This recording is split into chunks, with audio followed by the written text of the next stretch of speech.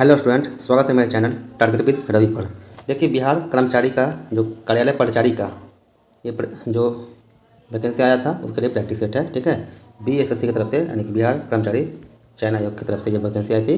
Group D का जो था ना, office attendant. Okay, office attendant का जो वैकेंसी आया था कार्यालय परिचारी, उसके लिए प्रैक्टिस सेट कराई जा रही है। ओके, ये देखिएगा, ये रुक्मिणी पब्लिकेशन यानी प्लेटफॉर्म का है, वॉल्यूम 1 होने वाला है। ओके, देखिएगा ये वॉल्यूम 1 है।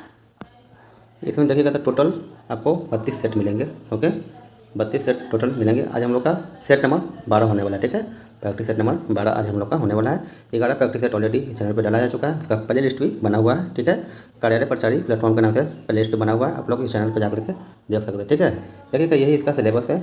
मैथ का क्वेश्चन रहेगा और समान ज्ञान रहेगा और समान हिंदी रहेगा। टोटल जो प्रश्नों की संख्या रहेगा 100 रहने वाला है। आपको गलत उत्तर के लिए 1 अंक काटा जाएगा और सही के लिए आपको 4 अंक दिया जाएगा। एक क्वेश्चन जो रहेगा 4 अंक के बराबर रहेगा। ठीक है, यानी कि टोटल 400 अंक का परीक्षा होगा, 2 घंटे का समय मिलेगा। ठीक है, आपका सिलेबस उतना हार्ड नहीं है क्योंकि इसमें 30 गो हिंदी रहेगा, 40 गो रहेगा आपका सामान्य ज्ञान रहेगा और 30 गो मैथ रहेगा। ठीक है, चलिए हम लोग प्रैक्टिस सेट शुरू करते हैं। दोस्तों, अगर वीडियो अच्छा लगे तो एक लाइक जरूर करिएगा। अगर चैनल पर नए हैं तो सब्सक्राइब करके बेल आइकन दबा लीजिएगा। ठीक है, चलिए शुरू करते हैं प्रैक्टिस सेट। ओके, देखिए अब यहाँ पे इधर मैथ का क्वेश्चन है। मैथ का तो यहाँ पे नहीं करवाते हैं। ठीक है, अब देखते हैं सामान्य ज्ञान का क्वेश्चन देखते हैं। ठीक है, देखिएगा क्वेश्चन का 31 नंबर है।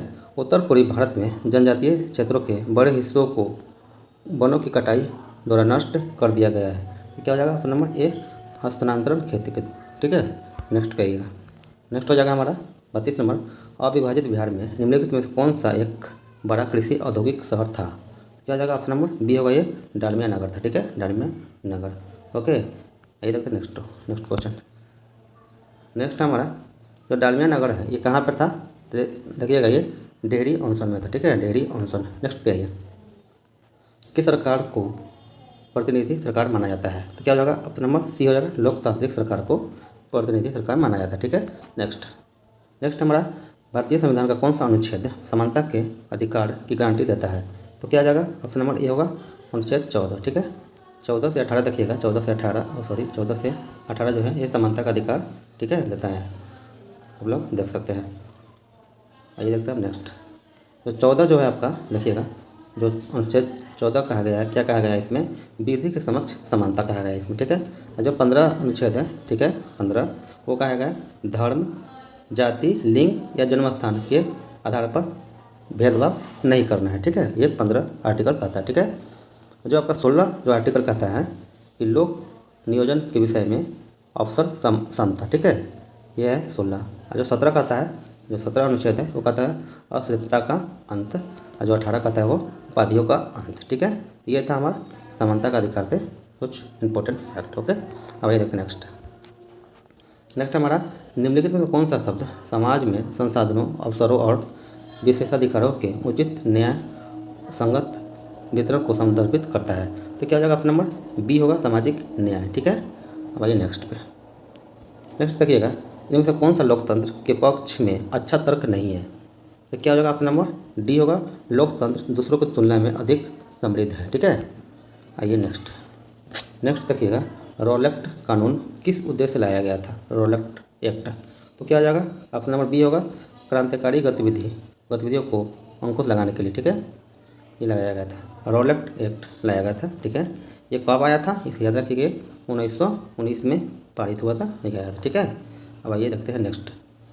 इसे जो महात्मा गांधी जी बोले थे, क्या बोले थे? इस कानून को काला कानून बोले थे, यानी कि जो रॉलेक्ट एक्ट था ये था बिना वकील, बिना दलील और बिना अपील का कानून था। ठीक है, इसीलिए गांधी जी ने इसे काला कानून कहा था। ठीक है, इसे याद रखिएगा।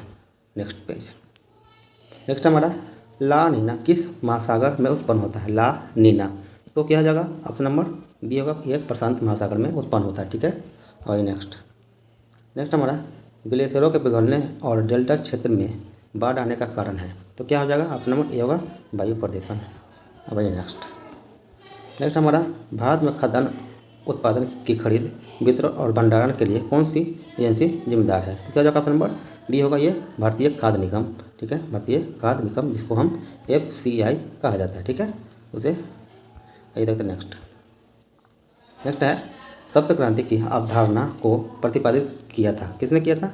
ऑप्शन नंबर ए हो जाएगा राम मनोहर लोहिया ने किया था। ठीक है, अब ये नेक्स्ट पे आइएगा, गुरु गोविंद सिंह की माता का नाम क्या था? तो क्या हो जाएगा? ऑप्शन नंबर डी होगा, ये इनमें से कोई नहीं था तो क्या था? देखिएगा, जो गुरु गोविंद सिंह का जो माता का नाम था क्या था? ये गुजरी देवी था। क्या?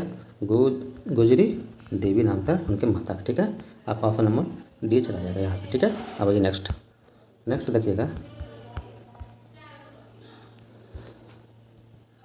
भारत में प्रथम सत्याग्रह गांधी जी ने कहाँ शुरू किया था?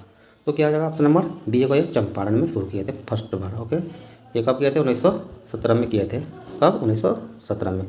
वहाँ पे जो चंपारण में जो गांधी जी को कौन आमंत्रण किए थे? तो याद रखिएगा, राजकुमार शुक्ल ने आमंत्रण किए थे। ठीक है, इसे भी आप लोग याद रखिएगा। अब आइए नेक्स्ट देखिएगा, 44 नंबर है, बिहार में नहरों द्वारा सर्वाधिक सिंचाई किस जिले में होती है? क्या हो जाएगा? ऑप्शन नंबर ये होगा, ये रोहतास में होती है। ठीक है, अब आइए नेक्स्ट, पटना उच्च न्यायालय की स्थापना कब हुई थी? पटना उच्च न्यायालय क्या जाएगा? 1916 में हुआ था, 1916। अब आइए नेक्स्ट हो जाएगा आपका 46 नंबर, 2007 का गरीबी में 5% की कमी डैश योजना के मुख्य उद्देश्यों में से एक था। तो देखिएगा यहाँ पे क्या होगा? ऑप्शन नंबर यहाँ पर जाएगा 10वीं पंचवर्षीय योजना 2002 से 7। ठीक है, अब आइए नेक्स्ट हो जाएगा आपका, निम्नलिखित में से कौन सा भारत का राष्ट्रीय जलमार्ग संख्या 4 है? तो क्या हो जाएगा? ऑप्शन नंबर ए होगा, काकीनाडा पुडुचेरी के अनुदेश गोदावरी और कृष्णा नदी। ठीक है, अब आइए नेक्स्ट कौन सा मौलिक अधिकार अल्पसंख्यकों को उनकी भाषा, लिपि या संस्कृति के मामलों में हितों की सुरक्षा की गारंटी प्रदान करता है? तो देखिएगा इनमें क्या हो जाएगा? ऑप्शन नंबर डी होगा, सांस्कृतिक और शिक्षा अधिकार। अब ये नेक्स्ट हमारा, यदि कर योग आधार के साथ कर की दर बढ़ जाती है तो इस प्रकार के कराधान को डैश कहा जाता है?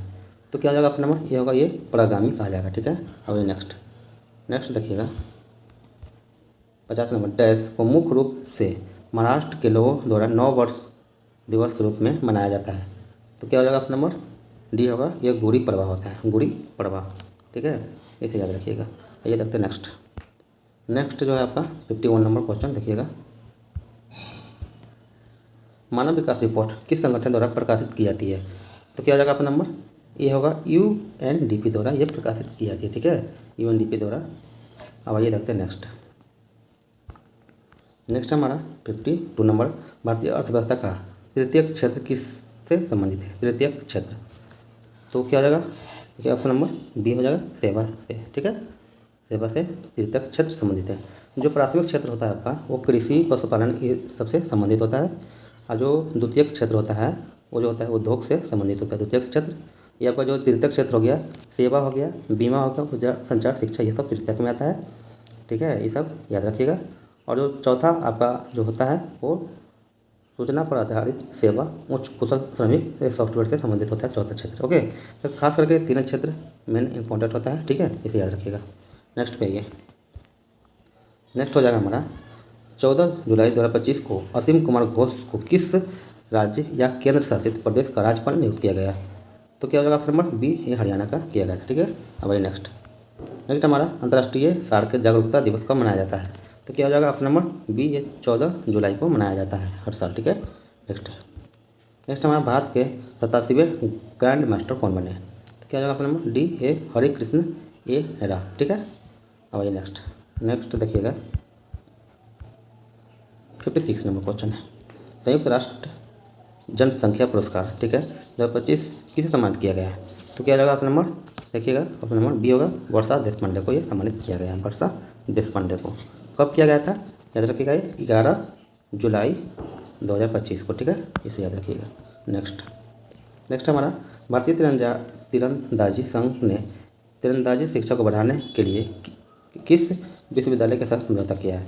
तो क्या हो जाएगा? ऑप्शन नंबर डी होगा, ये होगा एमईटी विश्वविद्यालय के साथ समझौता किया। ठीक है, अब आइए नेक्स्ट होगा ऑपरेशन काल नेमी किस राज्य में शुरू की गई? तो क्या हो जाएगा? ऑप्शन नंबर डी होगा, ये उत्तराखंड राज्य में शुरू की गई। ठीक है, ऑपरेशन काल नेमी। अब आइए नेक्स्ट हमारा 59 नंबर, भारतीय पुरुष फुटबॉल टीम फीफा विश्व रैंकिंग 2025 में किस स्थान पर है? तो क्या जाएगा ऑप्शन नंबर सी होगा, ये 133वें रैंक पे है। ओके, और नेक्स्ट, गज मित्र योजना किस राज्य में शुरू की गई? गज मित्र क्या हो जाएगा ऑप्शन नंबर बी होगा, असम में शुरू की गई। ठीक है, और नेक्स्ट देखिएगा, नेक्स्ट हमारा इंद्रधनुष यानी कि रेनबो बनने में प्रकाश की कौन सी परिघटना सम्मिलित होती है?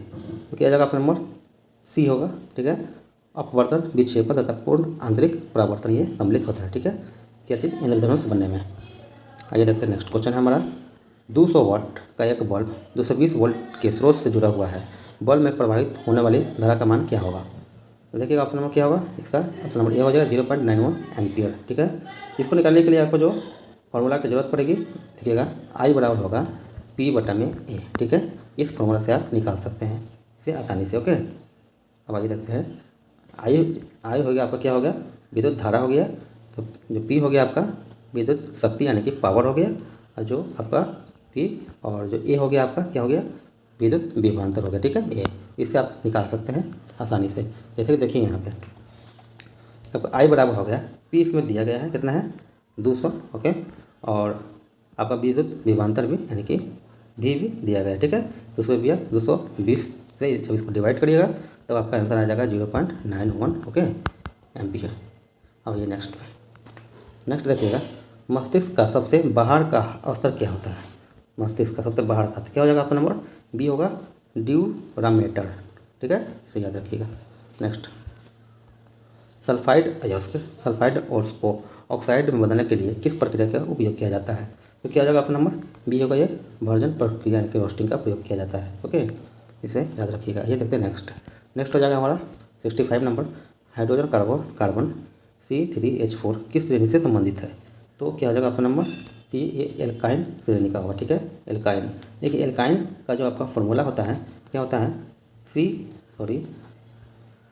एल्काइन का पहले देखिए, एक होता है एल्केन होता है, एक होता है एल्केन होता है।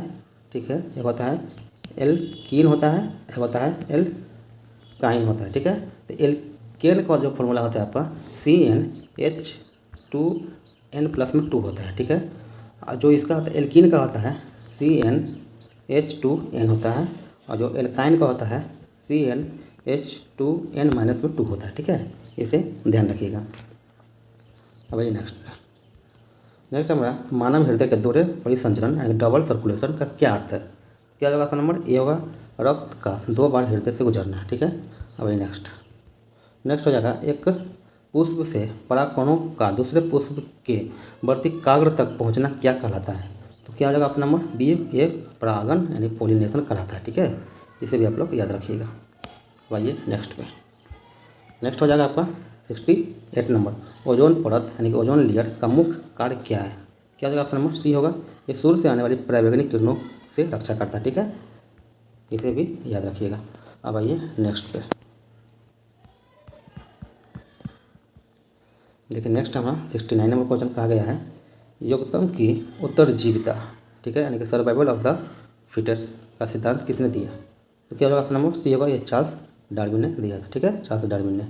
अब आइए देखते हैं नेक्स्ट हो जाएगा 70 नंबर क्वेश्चन। देखिएगा, किसी जीव का लिंग निर्धारण वंशानुगत होता है और यह किस पर निर्भर करता है कि? तो क्या हो जाएगा आपका नंबर बी होगा, संतान को अपने पिता के साथ गुणसूत्र प्राप्त हुआ है। ठीक है, याद रखिएगा। जो आपका माता में जो लेडीज़ में जो गुणसूत्र होता है वो XX होता है। ठीक है, और जो पुरुष में जो होता है याद रखिएगा XY होता है। ठीक है, XX से जाकर के अगर मैच करता है तो लड़की होगा, XY से जाकर मैच करेगा तो लड़का होगा, ये याद रखिएगा। अब यहाँ से हमारा जो क्वेश्चन स्टार्ट होगा, ये समान हिंदी के प्रश्न रहेंगे, जो आपके एग्जाम में 30 क्वेश्चन पूछे जाएंगे समान हिंदी से। ठीक है, इसे भी आप लोग जरूर लगाइएगा, ये मत सोचेगा कि ये हिंदी है हो जाएगा तो ये हुआ है। ओके, हिंदी को हल्का मत लीजिएगा, आप लोग पूरा लगाइएगा। ठीक है, चलिए शुरू करते हैं हिंदी का सेट। ओके, देखिएगा हिंदी का फर्स्ट क्वेश्चन है, जैसे 71 नंबर क्वेश्चन है, हिंदी का फर्स्ट है, परलोक का विलोम शब्द है, परलोक का विलोम क्या होगा? तो क्या होगा नंबर सी होगा, इहलोक होगा। ये देखते हैं नेक्स्ट होगा, ईश्वर में विश्वास न रखने वालों को समाज नास्तिक कहता है, वाक्य में प्रयुक्त नास्तिक का विलोम शब्द है, तो नास्तिक का विलोम क्या हो जाएगा? आपका नंबर डी होगा, आस्तिक होगा। ठीक है, अब ये नेक्स्ट है, अपने को धोखा देने वाला वाक्यांश के लिए इनमें से उपयुक्त शब्द कौन सा है?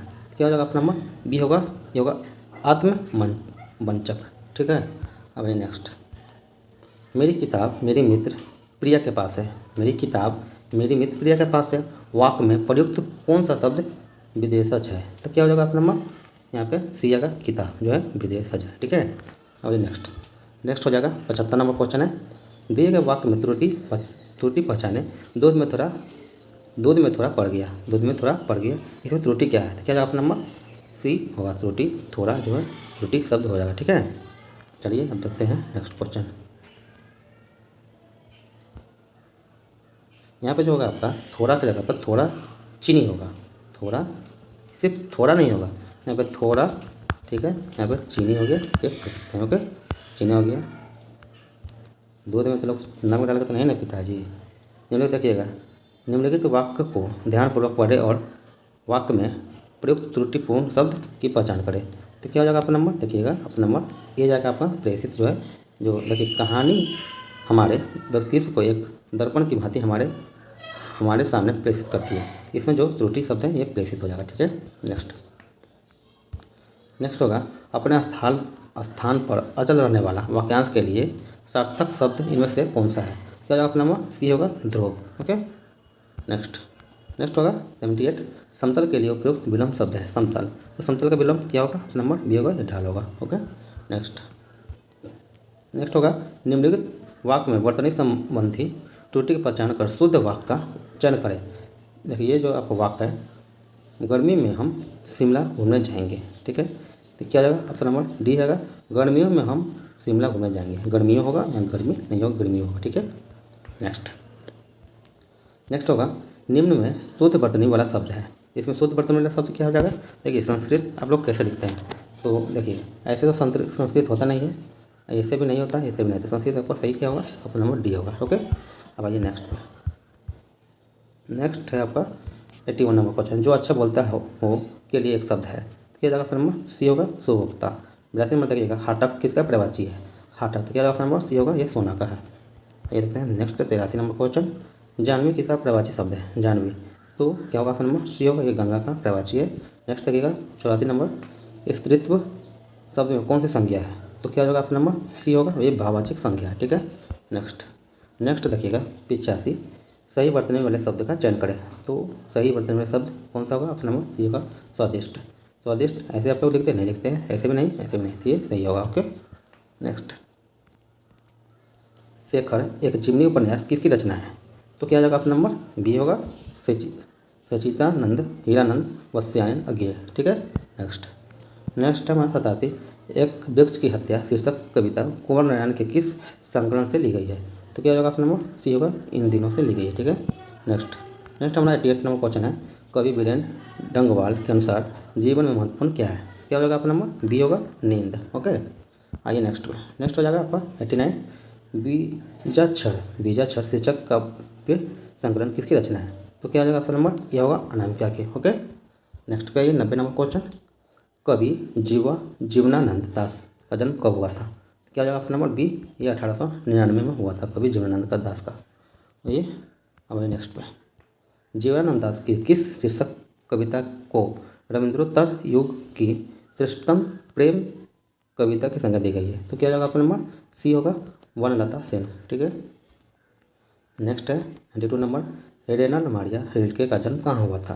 तो क्या हो जाएगा आपका नंबर? यह होगा ऑस्ट्रिया होगा। ठीक है, जर्मनी में। ओके, एक ऑस्ट्रेलिया है, यह ऑस्ट्रिया है, जर्मनी में। ओके, नेक्स्ट देखिएगा, मेरे बिना तुम प्रभु शीर्षक कविता की भाव की है। क्या हो जाएगा आपका नंबर? बी होगा, भक्ति। ओके, नेक्स्ट देखिए 94 नंबर, प्रेम घन जी किस युग के महत्वपूर्ण कवि थे? तो क्या हो जाएगा आपका नंबर? सी, ये भारतेंदु युग के कवि थे। ओके, नेक्स्ट 95 नंबर, कवि दिनकर किसके लिए सिंहासन खाली करने की बात करते हैं? क्या होगा आपका नंबर? बी होगा, जनता के लिए। ओके, अब आइए नेक्स्ट पे देखिएगा, नेक्स्ट यहाँ पे जो आपका स्टार्ट होगा ये गद्यांश का क्वेश्चन होगा, है ना जी, गद्यांश। इसको जब आप पढ़िएगा पूरा, तो इसी से आपका जितना दिया गया है क्वेश्चन होने वाला। ठीक है, देखिए क्वेश्चन क्या कहा गया है,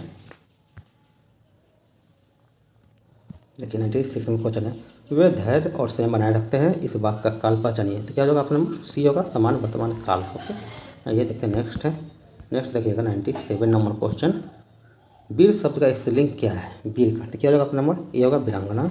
नेक्स्ट देखिएगा 98, अडिग शब्द में निम्न से कौन सा प्रयुक्त किया गया है, तो क्या होगा ऑप्शन नंबर ए होगा उपसर्ग। ओके नेक्स्ट, अब नेक्स्ट देखिएगा 99 नंबर क्वेश्चन है आपका, विपत्ति से किस व्यक्ति को डर लगता है, क्या होगा ऑप्शन नंबर ए डरपोक को। नेक्स्ट देखिएगा 100 नंबर क्वेश्चन है, 100 नंबर क्वेश्चन थोड़ा ये मिट गया इसका ऑप्शन, देखिएगा आप लोग, वीर पुरुष विकट परिस्थिति के समय डैश की तरह अडिग रहते हैं, तो क्या होगा ऑप्शन नंबर सी होगा, ये चट्टान की तरह होगा। ठीक है, क्या होगा, चट्टान होगा, ये होता है ना चट्टान, यही होगा।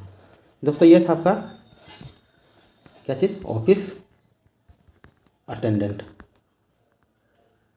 का ये प्रैक्टिस सेट, ठीक है, प्रैक्टिस सेट था, यानी कि बिहार कार्यालय प्रचारी के लिए था। ओके, ये जो था आपका प्लेटफॉर्म का था। ओके, आप लोग इसे जरूर लगेगा, इससे आपका बेहतर रिजल्ट होने वाला है, बिल्कुल बेनिफिट मिलेगा। ओके दोस्तों, अगर वीडियो अच्छा लगा हो तो एक लाइक ज़रूर करके जाइएगा, अगर चैनल पर नए हैं तो सब्सक्राइब करिएगा, अपने दोस्तों में भी इसको शेयर करिए। ठीक है, चलिए फिर मिलेंगे नेक्स्ट वीडियो में। दोस्तों देखिए, ये चैनल है आपका टारगेट विद रवि, इस पर जो भी एग्जाम हो उसके लिए प्रैक्टिस सेट कराई जा रही है। ठीक है, तो आप लोग कौन एग्जाम का तैयारी कर रहे हैं, आप लोग थोड़ा कमेंट में बताइएगा आपको किस चीज़ की प्रैक्टिस सेट की ज़रूरत है। ओके, चलिए फिर मिलेंगे नेक्स्ट वीडियो में। ओके।